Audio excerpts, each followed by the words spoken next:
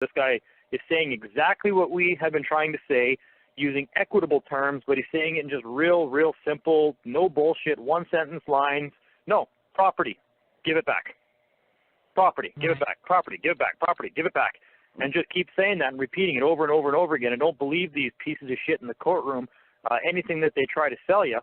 When everybody was saying, I got a couple of pages sent to me of some of Carl's stuff while I was in jail, and, it had little captions in there about repeat 3 times, repeat 3 times, repeat 3 times.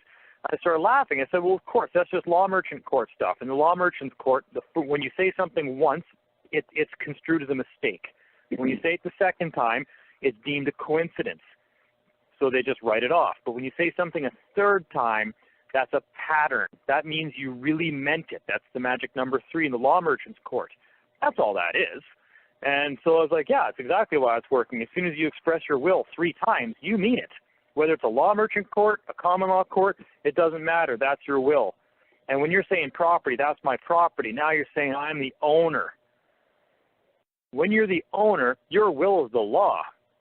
It's the will of the owner. That's who makes the law regarding property. So when you walk into a court and you say, I have done no wrong, there's no man or woman here making a claim against me, so I've done no wrong, you got the common law angle covered, and that's my property.